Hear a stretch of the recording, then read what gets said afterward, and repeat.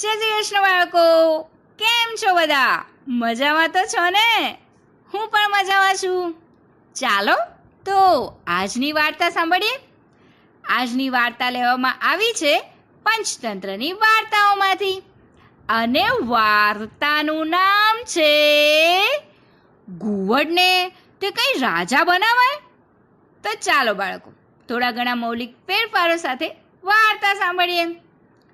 વાત એવા એક જંગલની જે છે વિશાળ ને ઘટાદાર, જ્યાં ભાત ભાતના પક્ષી પ્રાણી ને વચમાં મોટું તળાવ, જ્યાં વડપીપળો ને લીમડો ને બોરસલ્લીના ઝાડ.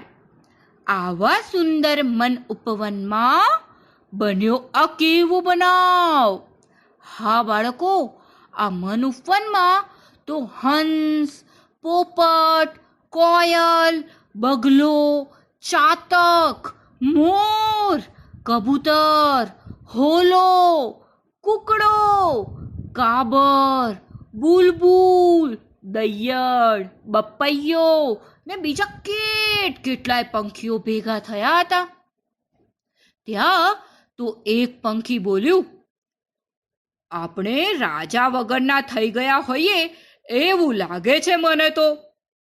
ત્યાં તો હંસે કહ્યું, હા જુઓ ને, ગરુડ આપણા રાજા છે, છતાંય તને કેમ આવું લાગે છે એ તો જણાવ જરા. ત્યાં તો પેલા પંખીએ કહ્યું, ગરુડ આપણા રાજા તો છે, પણ અરે એ તો સાવ નામના જ રાજા છે. બધો એ સમય એ તો ભગવાનની સેવામાં જ હોય છે. આપણા પાસે ક્યાં કદી આવે છે? આપણી કોઈની એ ક્યાં કદી એમને કશી ચિંતા છે? એટલે બધા પંખીઓએ તો ડોકા અને પાંખો હલાવી હલાવી ને આ વાતમાં પોતાનો સૂર પુરાવ્યો. હા હા, સાચી વાત છે, સાચી વાત છે. આ જોઈ ને પેલું પંખી ધીમેથી બોલ્યું, હવે સમય પાકી ગયો છે, આપણે નવો રાજા શોધી કાઢવો જોઈએ. બોલો બોલો, તમારું શું કહેવું છે પંખીઓ? ત્યાં તો બધા જ પંખીઓ બોલી ઉઠ્યા, હા હા, સાચી વાત છે, સાચી વાત છે, બરાબર બરાબર. કૂ કૂ, મીઠું મીઠું, ચી ચી, ટાઉ ટાઉ, ઉ ઉ ઉ ઉ.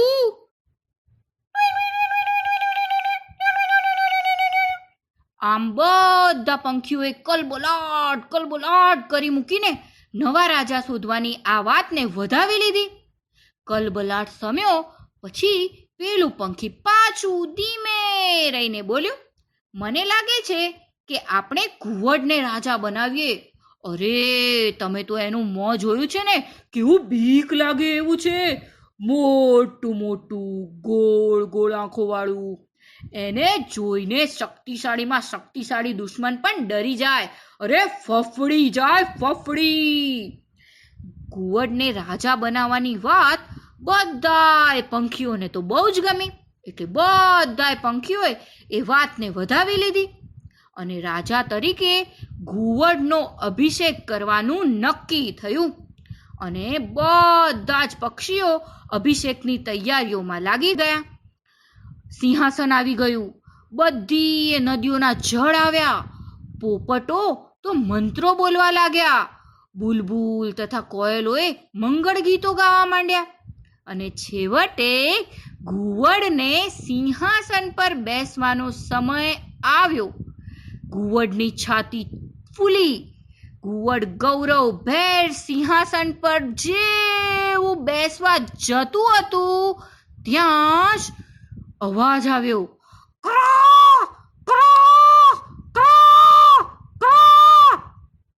ઉડતો ઉડતો એક કાગડો આવી ચડ્યો અને એણે પૂછ્યું, અરે આ બધી શેની ધાંધલ ધમાલ છે? અહીં શું થઈ રહ્યું છે? ત્યાં તો પેલું પંખી બોલ્યું, અરે આ તો ઘુવડનો આપણા બધાય પંખીઓના રાજા તરીકે અભિષેક થઈ. અને હજી તો વાક્ય પૂરું થાય એ સાંભળે એ પહેલા જ કાગડો તો એના કર્કશ અવાજમાં બરાડી ઉઠ્યો, અરે અરે, ઘુવડને તે કદી રાજા બનાવાતો હશે? દિવસના અજવાળામાં જે જોઈ પણ નથી શકતો એવાને તે કઈ રાજા બનાવાય? આ તે તમે શું માંડ્યું છે? આ સાંભળી ઘુવડ તો સમસમી ગયું. ઘુવડે કાગડાનો અવાજ ઓળખ્યો. કાગડા પર એણે તો હુમલો કરવાનું મન થઈ આવ્યું. પણ પછી થયું, હુમલો કરવા માટે કાગડાના અવાજની દિશામાં હું ધસી તો જાઉં, પણ આ ચાલાક કાગડો ઉડી જશે ને દિવસે મને દેખાતું એ નથી ને પાછું. એનો લાભ લઈ ને એ મને ચાંચો મારવા માંડશે તો. આમ વિચારી ને ઘુવડ ચૂપ બેસી રહ્યું. અને ફરી એને બીજો વિચાર આવ્યો, અરે વળી થનાર રાજા તરીકે પણ હું ગુસ્સે થઈ જાઉં, આવેશમાં આવી જાઉં ને કાગડાને મારવા જાતે ધસી જાઉં, એ તે કંઈ શોભે ખરું? કાગડા સિવાયના બધા જ પંખીઓ તો મારા પક્ષે જ છે ને, તેથી કાગડાની વાતને મારે ધ્યાનમાં લેવી જોઈએ નહીં. બોલવા દે તમતાર, ભલે બોલતો એ. કાગડાએ તો આગળ ચલાવ્યું. અરે તમે થોડો તો વિચાર કરો, ઘુવડ રાજા તરીકે જરીકે શોભે ખરો? ક્યાં વાંકા વાંકા નાકવાળો, મોટા મોટા ડોળાવાળો અને મોટા મોટા માથાવાળો, સાવ કેતા સાવ કદરૂપો. વળી ગરુડ તો આપણા રાજા છે જ.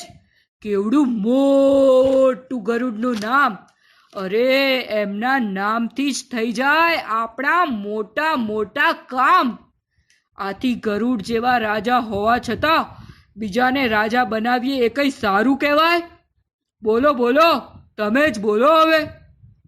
કાગડાની વાત બધાય પંખીઓને ગળે ઉતરી ગઈ. લ્યો બોલો બાળકો, જે પંખીઓ થોડી ક્ષણ પહેલા આ ઘુવડને રાજા બનાવવા માંગતા હતા, એ બધાય પંખીઓ હવે ઘુવડને રાજા બનાવવા નથી ઈચ્છતા. એ તો ધીરે ધીરે કરતા બધાય પંખીઓ ત્યાંથી ફર ફર ફર ફર કરતા ઉડી ગયા. ઘુવડને તો પંખીઓની પાંખોનો ફફડાટ સંભળાતો રહ્યો.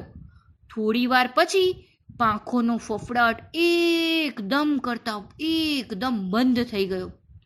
ઘુવડને થયું, અરે મારા અભિષેકનું શું થયું? કેમ બધા અવાજો બંધ થઈ ગયા? થોડી ક્ષણ રાહ જોયા પછી ઘુવડ બોલ્યું, અરે ક્યાં ગયા બધા? કેમ બધા ચૂપ થઈ ગયા છો? કોઈ કંઈક તો બોલો. ત્યાં તો પેલો કાગડો બોલ્યો, ક્રા ક્રા ક્રા ક્રા. બધા પંખીઓ ઉડી ઉડીને પોતપોતાના માળામાં ચાલ્યા ગયા છે. આ સાંભળી ને ઘુવડના ડોળા ફાટી ગયા. એ બોલ્યો, હે કાગડા, તે મને પંખીઓનો રાજા ન થવા દીધો. મેં તારું શું બગાડ્યું હતું? જા, હવે આજથી આપણી વચ્ચે વંશ પરંપરાનું વેર. બોલતા બોલતા ઘુવડનો અવાજ ફાટી ગયો અને કાગડો ક્રા ક્રા ક્રા કરતો ઉડી ગયો અને પાછો ઉડતા ઉડતા બોલતો હતો, તે સારું જ કર્યું ને કે મેં ઘુવડને રાજા ના બનવા દીધો. અરે ઘુવડ રાજા બનત તો દિવસે અમારા પંખી જાતની દેખભાળ કોણ રાખત? અને ત્યાં નીચે બધા કલબલાટ કરતા પંખીઓ પણ આ કાગડાની વાતમાં સૂર પુરાવતા હતા. જાણે કૂ કૂ કૂ, ચી ચી, મીઠું મીઠું, પછી તો બધાએ ગરુડ રાજાને જ રાજા રહેવા દીધા ને ખાધું પીધું ને મજા કરી. વાર્તા થઈ ગઈ પૂરી, બાળકોને મજા પડી. ચાલો જઈએ પોડી, નિંદર આવી પહોંચી. કાલે મળીશું ફરી, વાર્તા લઈને નવી. તો ચાલો બાળકો, આજનું ઉખાણું સાંભળીએ. દેખાવે લાગુ ખરબચડું, ગુણમાં છું સૌથી બડું. સ્વાદે કડવું કચકચ થાય, પણ ભાગે રોગ જે મુજને ખાય. તો બોલો બોલો બાળકો, કોણ છું હું? આ ઉખાણાનો જવાબ તમે મને જરૂરથી મોકલાવજો. હું તમારા જવાબની રાહ જોઈશ. આવજો બાળકો. જય શ્રી કૃષ્ણ. નમો નમઃ.